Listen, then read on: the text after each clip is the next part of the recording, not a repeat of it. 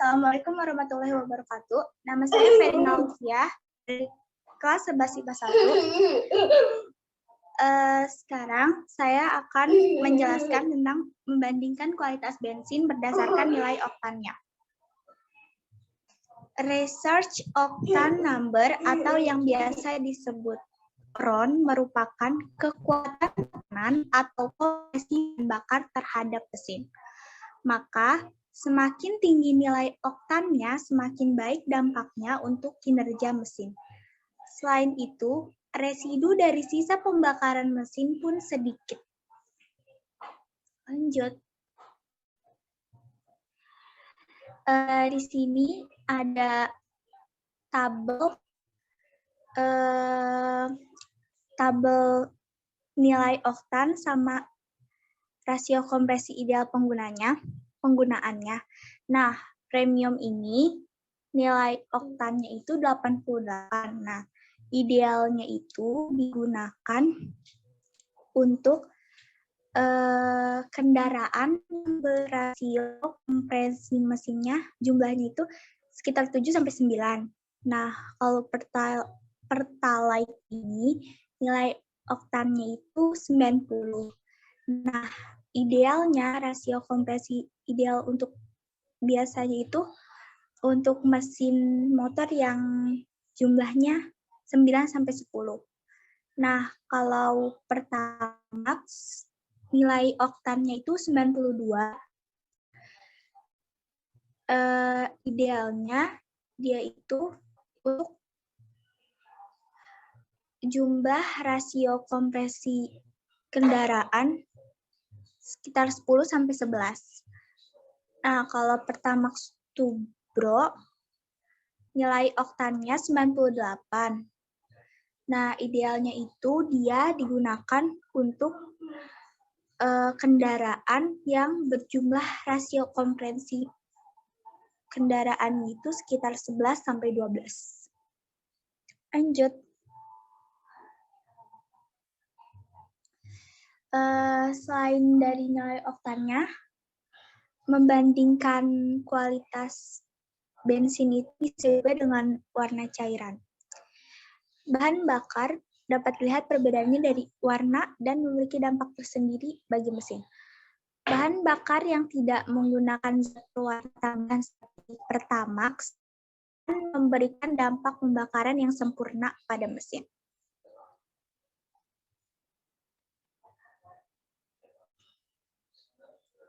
Mutu atau kualitas bensin ditentukan oleh persentase iso-oktana yang terkandung di dalamnya atau biasa disebut sebagai bilangan oktan.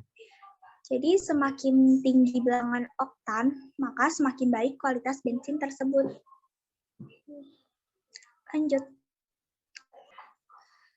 Bilangan oktan suatu bensin dapat ditentukan melalui uji pembakaran sampel bensin untuk memperoleh karakteristik pembakarannya. Karakteristik tersebut kemudian dibandingkan dengan karakteristik pembakaran dari berbagai campuran N-heptana dan iso-oktana. Jika ada karakteristik yang sesuai, maka kadar iso-oktana dalam campuran N-heptana dan iso-oktana tersebut digunakan untuk menyatakan nilai bilangan oktan dari bensin yang diuji. Lanjut.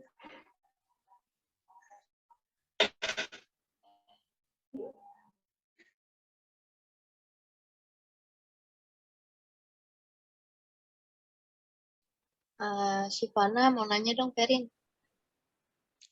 Iya, mau nanya apa? Kalau semisal kita isi bensin dengan bensin yang nilai oktannya nggak sesuai sama kompresi motor yang apa yang bakal terjadi gitu kalau nggak sesuai? Kalau kita ngisinya nggak sesuai, itu bisa nyebabin terjadinya ketukan atau detonasi pada mesin. Nah, ketukan ini terjadi pada mesin menimbulkan bunyi kayak tik tik tik tik tik yang nggak enak gitu. Terus, nah bunyinya itu juga dia tuh ketukannya itu menyebabkan energi bahan bakar itu jadi terbuang sia-sia. Nah, itu jadi boros. Nah, makanya kayak harus kayak kita tuh misinya itu harus sesuai biar gak terjadi pemborosan. Nah, ketukan dalam waktu yang cukup lama ini juga bisa nyebabin piston, katup-katup, dan busi itu jadi panas. Nah, ini yang bikin memperpendek umur mesin kita, jadi umur mesin kendaraan kita itu jadi cepat rusak.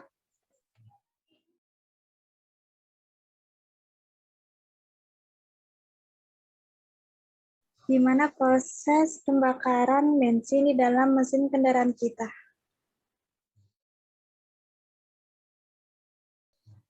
Jadi kan terjadinya tuh kayak di kompresi motor gitu. Nah, kompresi itu merupakan pemadatan volume gas dan udara dalam silinder mesin menjadi lebih kecil. Nah, ini terjadi dalam pergerakan piston kendaraan saat posisinya di atas. Nah, pas posisi piston di atas, maka akan dibakar oleh busi dan bahan bakar di ruang bakar kendaraan. Dalam bidang otomotif, ada yang namanya sebuah rasio kompresi.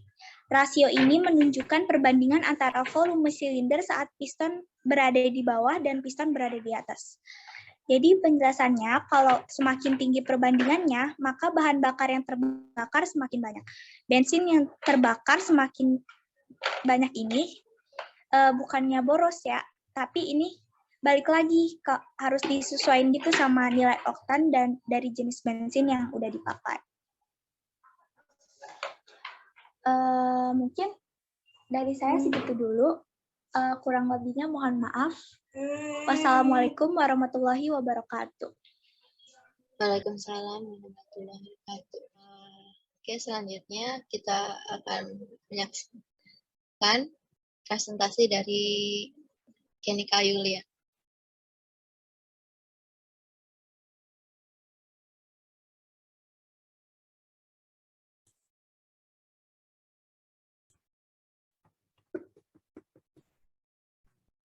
Assalamualaikum warahmatullahi wabarakatuh. Perkenalkan, nama saya Kenika Lintiasani dari kelas 11 IPA 1, ingin mempresentasikan tentang pembentukan minyak bumi.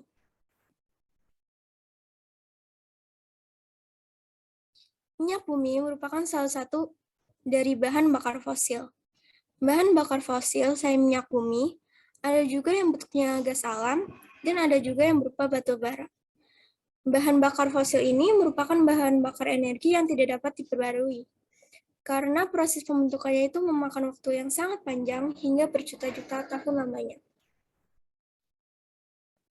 Sehingga jika bahan bakar habis, kita tidak bisa langsung memproduksinya lagi dengan cepat untuk menghasilkan bahan bakar fosil tersebut. Jadi gimana sih proses yang terjadi pada pembentukan bahan bakar fosil?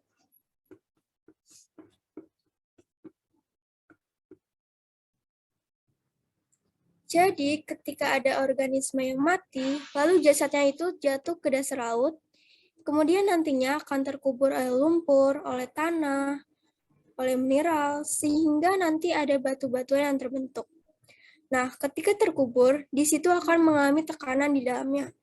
Dan juga di dalam bumi itu ada panas buminya, jadi ada pengaruh temperatur juga. Nah, nantinya dalam waktu yang sangat lama dapat berubah menjadi bahan bakar fosil yang kita gunakan saat ini. Next. Untuk hasilnya itu bergantung dengan jenis organismenya, kemudian bergantung juga dengan temperaturnya, lalu bergantung juga dengan waktu terkubur memakan waktu berapa lama, dan juga bergantung dengan tekanan yang dialaminya. Kesimpulannya, dari jasad organisme yang sudah terkubur berjuta-juta tahun lamanya, atau mungkin juga lapisannya itu dapat bergerak, juga bisa bergeser ke daratan. Lalu setelah terkubur bertahun-tahun lamanya dengan suhu dan tekanan yang tinggi, nantinya akan dihasilkan bahan bakar fosil berupa gas alam, minyak bumi, maupun batu bara. Sekian dapat saya sampaikan. Terima kasih. Wassalamualaikum warahmatullahi wabarakatuh. Waalaikumsalam.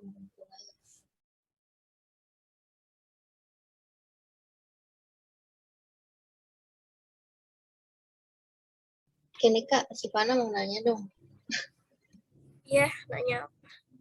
Eh, Sebenarnya kegunaan dan fungsi bahan bakar fosil itu apa sih?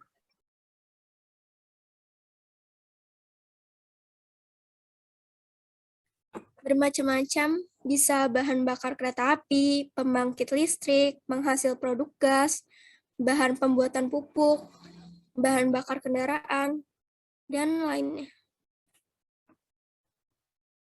Oke, terima kasih. Iya.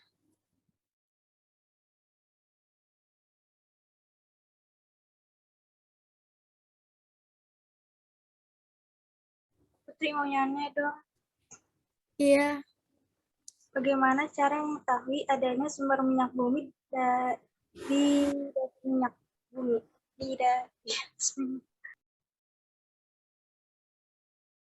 Jadi nyarinya itu dengan menggunakan pencitraan satelit dan analisa permukaan batuan. Setelah itu dilakukan pengecekan dengan ilmu geofisika yang mempelajari apakah lapisan tanah mengandung gas atau minyak bumi. Gitu. Oke, terima kasih atas presentasinya.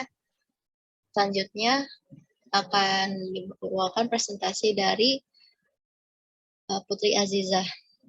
Silahkan.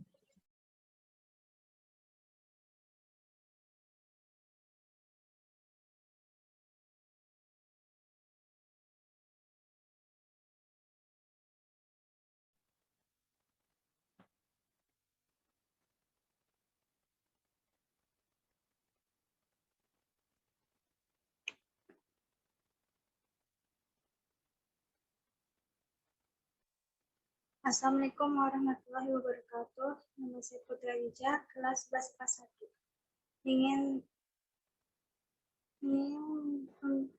men-sharing tentang dampak hidrokarbon.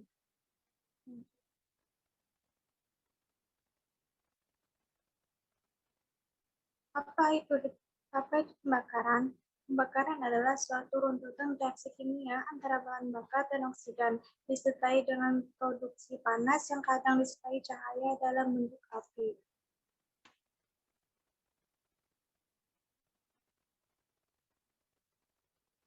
Bentuk-bentuk dalam pembakaran. Ada pembakaran sempurna yang terkandung dalam karbon dioksida atau CO2, uap air atau H2O, dan pembakaran tidak sempurna yang isinya karbon monoksida atau CO2 atau CO, uap air H2O atau karbon dioksida.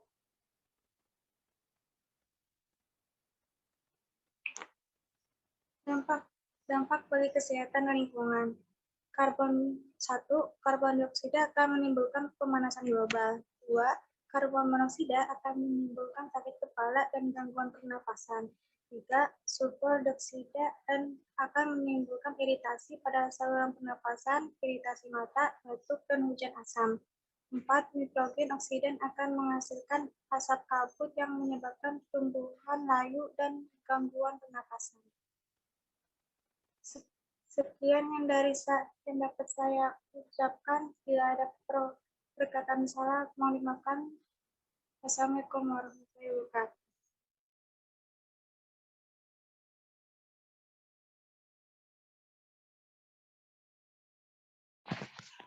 Ferry mau nanya. Ya. Cara ngatasin dari pembakaran hidrokarbon itu gimana ya?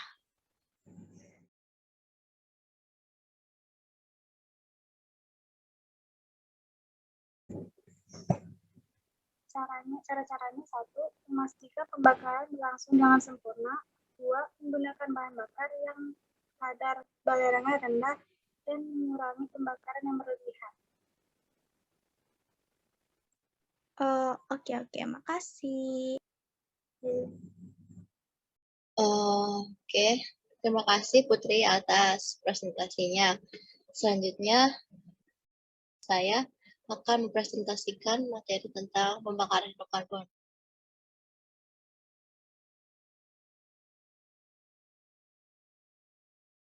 Assalamualaikum warahmatullahi wabarakatuh. Nama saya Syifana Fenomisa dari 10 IPA 1. Saya akan mempresentasikan tentang pembakaran hidrokarbon. Jadi kali ini saya akan membahas tentang pembakaran hidrokarbon. Pertama-tama kita akan membahas tentang apa itu sistem dan lingkungan.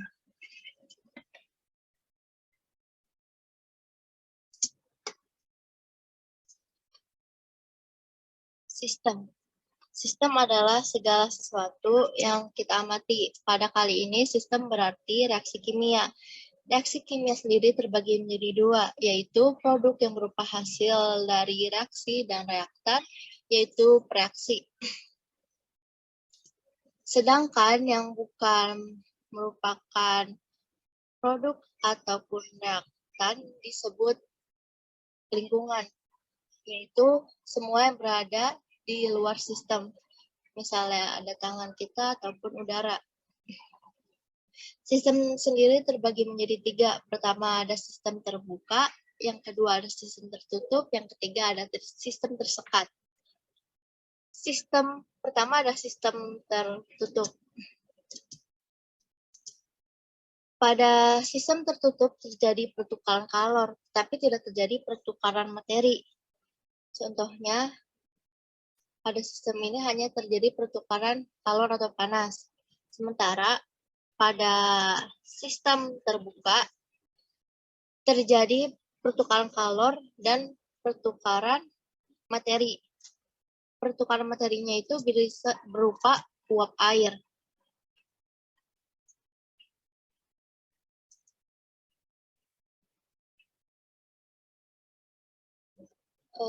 Sebentar. Contohnya begini, ada air panas di dalam tabung. Maka air panas itu yang akan kita amati. Air panas itu yang akan kita amati disebut sistem. Sedangkan tabungnya itu merupakan batas antara lingkungan dan sistem. Ketika botol ditutup, hanya terjadi pertukaran panas. Namun, ketika botol dibuka, akan terjadi pertukaran antara uap air dan panas.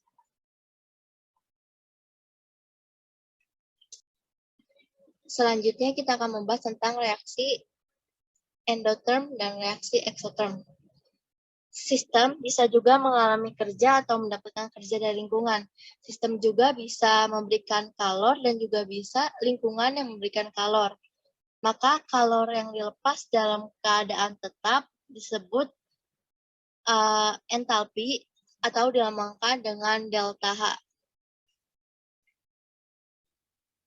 Pertama kita akan membahas tentang reaksi endotherm. Reaksi endotherm yaitu ketika panas yang diberikan lingkungan pada sistem. Contohnya saat tangan kita memegang es batu.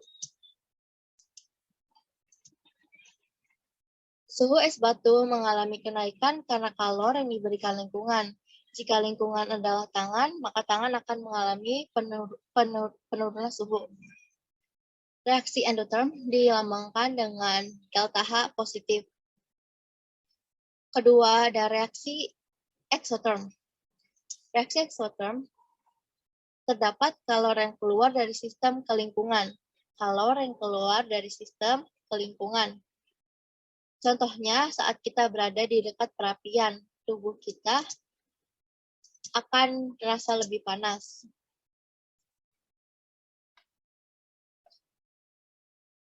Jadi intinya di reaksi endotherm yaitu lingkungan yang memberikan kalor, sementara pada reaksi exotherm yaitu sistem yang memberikan kalor ke lingkungan. Selanjutnya kita akan membahas tentang pembakaran hidrokarbon. Apa itu pembakaran? Pembakaran adalah suatu runtutan reaksi kimia antara suatu bahan bakar dan oksidan disertai dengan produksi panas yang kadang disertai cahaya dalam bentuk pendar atau api. Sementara hidrokarbon adalah senyawa yang terdiri dari atom karbon C, dan atom hidrogen. Hidrokarbon ini bersifat organik dan non-organik. Bersifat organik, contohnya ada karbohidrat, protein, dan minyak. Sementara non-organik yaitu batu kapur, soda kue, dan metana. Hidrokarbon terbagi menjadi ada hidrokarbon alipatik, yang B ada hidrokarbon aromatik. Pertama ada hidrokarbon alipatik. Terbagi menjadi pertama ada alkana yang memiliki ikatan tunggal tanpa ikatan lengkap. Memiliki rumus CnH2n plus 2. Yang kedua ada alkena dengan ikatan lengkap 1 yang bersifat tak jenuh. Rumus alkena yaitu CnH2n. Yang ketiga ada alkuna yang memiliki ikatan lengkap 3 bersifat tak jenuh. Memiliki rumus CnH2n-2. Yang B ada hidrokarbon aromatik. Hidrokarbon aromatik adalah senyawa hidrokarbon yang memiliki cincin benzen, yaitu cincin datar yang tumpang tindih. Contohnya pada C10H8, pada C14H10, pada C24H12. Contohnya, selanjutnya kita akan masuk ke pembahasan tentang pembakaran hidrokarbon sempurna.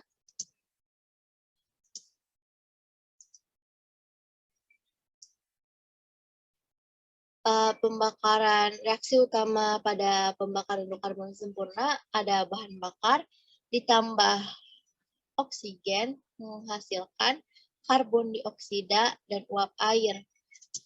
Bahan bakar dan oksigen ini disebut reaktan, sementara CO2 dan H2O disebut produk yang berupa hasil dari reaktan.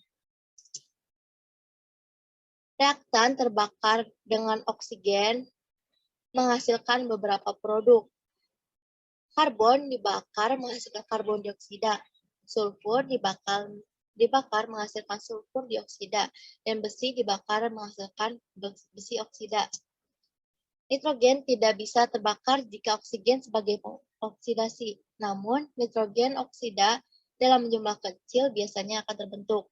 Jumlah udara yang diperlukan untuk pembakaran sempurna disebut udara teoretis. Namun, pada praktiknya digunakan 2-3 kali lebih banyak dari teorinya. Dalam reaksi ini, oksigen disebut pengoksidasi.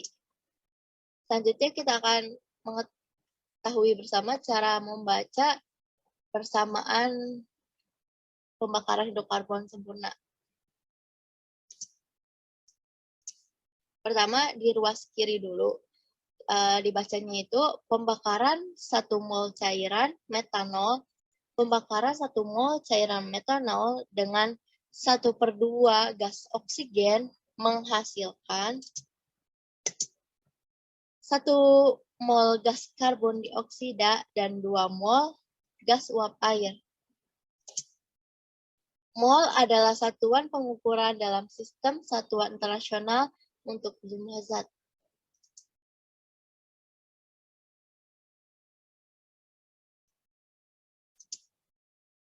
Selanjutnya, kita akan membahas tentang ciri-ciri pembakaran hidrokarbon sempurna.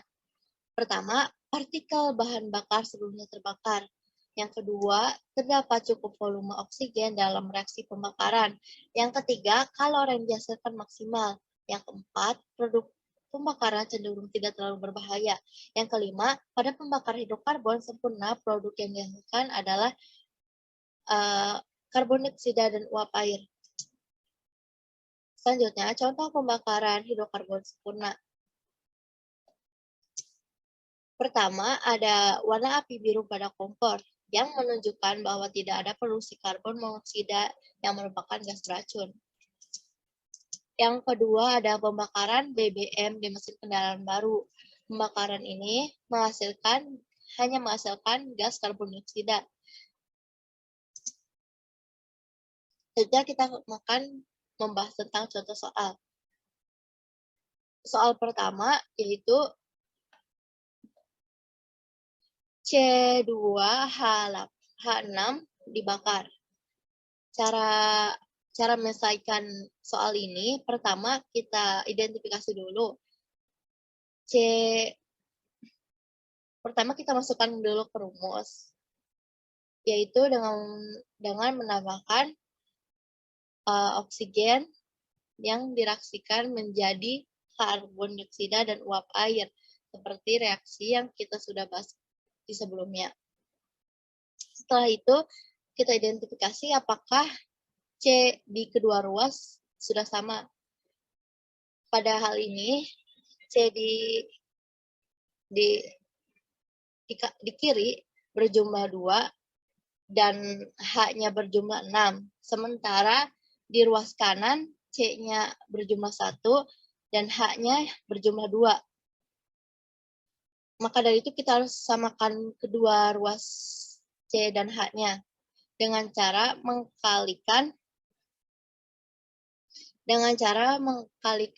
karbon dioksida dengan 2 mol dan mengkalikan uap air dengan 3 mol. Sehingga C di kedua ruas sama, yaitu 2 dikali 2C dan 6H. Caranya 3 dikali 2, 6. Jadi sama seperti di ruas kiri. Kemudian kita identifikasi lagi apakah O di kedua ruas sudah sama. Ternyata belum. Maka kita perlu mensetarakannya. Pertama kita harus tahu dulu jumlah O di masing-masing ruas. Di ruas kiri terdapat 2 O. Sementara di ruas kanan terdapat 7 O. Didapatkan dari 2 kali 2, 4, ditambah dengan 3 O. 3 kali 1, karena dia nggak ada koefisiennya. Jadi 3 ditambah 4, 7. Karena kedua ruasnya beda, maka kita harus samakan. Menjadi C2H6 plus 7 per 2 O2 menghasilkan 2 CO2 plus 3 H2O. Selanjutnya, 3 etil, 2 metil pentana dibakar. Cara menyelesaikan soal ini, pertama, kita cari nilai C dan H-nya. 3 etil. 3 etil itu di sini 3 etil. 3 etil itu terdapat 2C. Berarti 3 etil memiliki 2C dan 2 metil. 2 metil. Metil memiliki C-nya itu 1. C-nya 1. Sehingga dan pada pentana terdapat C-nya 5. Sehingga kita bisa jumlahkan menjadi 2 ditambah 1 ditambah 5 sama dengan 8. Kemudian kita akan mencari nilai H-nya dengan cara memasukkan ke dalam rumus sesuai dengan alkana, alkena, atau alkuna. Di sini kan pentana, berarti ini alkana. Jadi rumus yang kita pakai itu CnH2n plus 2. Di sini angka 8 C-nya dimasukkan ke dalam bilangan N-nya. Sehingga menjadi C8 H2 dikali 8 ditambah 2. Sehingga didapatkan hasil H-nya 18.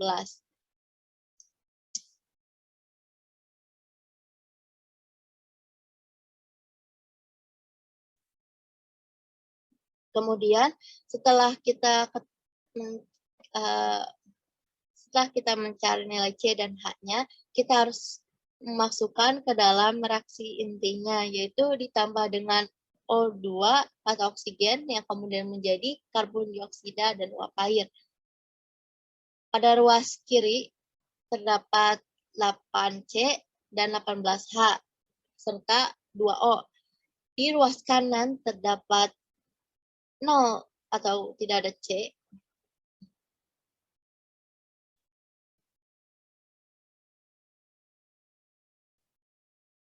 Terdapat 1C dan 2H serta O-nya itu ada 1. Sehingga kita mendapatkan persamaan C8H18 plus 25/2 O2 menjadi 8CO2 ditambah 9H2O. Sekian dari saya. Nabinya mohon maaf. Assalamualaikum warahmatullahi wabarakatuh. Waalaikumsalam warahmatullahi wabarakatuh.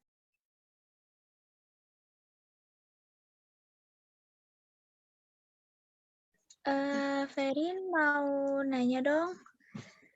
Iya. Cincin benzen itu apa ya? Cincin benzen yaitu cincin yang terdiri dari 6 karbon. Biasanya milik dengan satu atom hidrogen yang mengikat pada setiap atom karbon. Cincin benzen ini memiliki rumus molekul C6H6.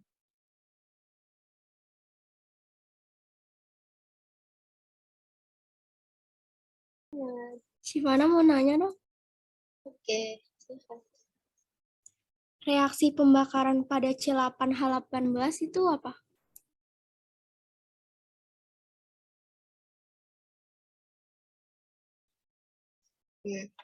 C8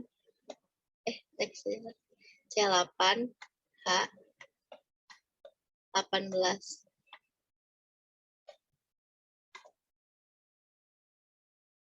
Pertama, kita harus masukkan dulu ke dalam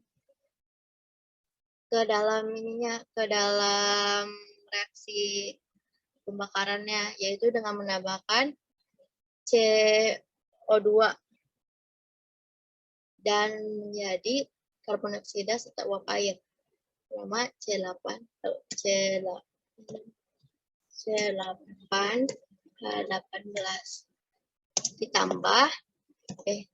ditambah oksigen O2 menghasilkan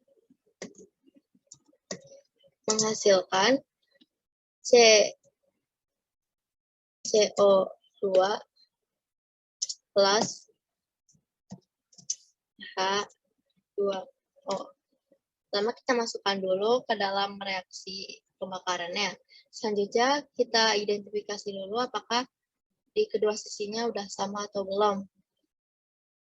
Ternyata di kedua sisinya belum sama karena di sisi kiri terdapat 8C dan 18H. Sementara di sisi kanan hanya terdapat C-nya 1 dan H-nya 2. Cara menyetarakannya dengan mengalihkan CO2 ini dengan koefisien 8.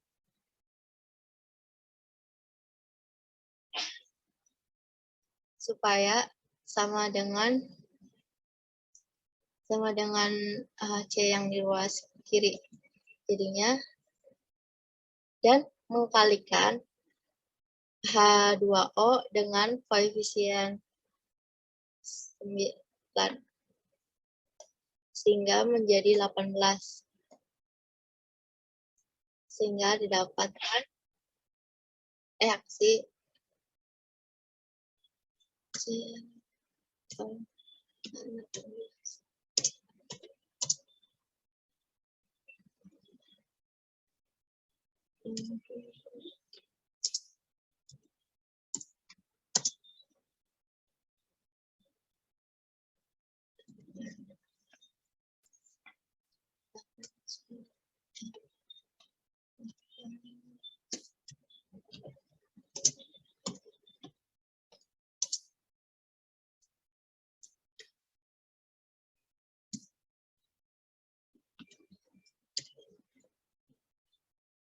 Nah, pada reaksi ini ternyata di kedua sisinya belum sama. Kenapa sih bisa belum sama? Karena di sini hanya terdapat O-nya 2, sementara di ruas kanan memiliki 16 ditambah 16 itu didapatkan dari 8 dikali 2, 16 ditambah 9. Karena di sini di belakang O nggak terdapat angka lagi. Jadi tambah 9. 6 ditambah 9 menjadi 25. Jadi untuk mensetarakannya, di depan reaksi O2 ditambahkan 2 per 5. 25 per 2 O2. Jadi reaksi akhirnya yang sudah setara menjadi C8 H18 dibakar dengan 25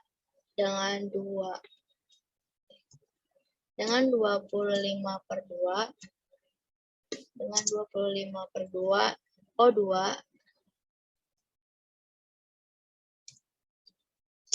menghasilkan 8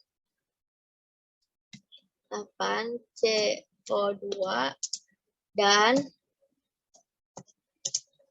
9 H2O.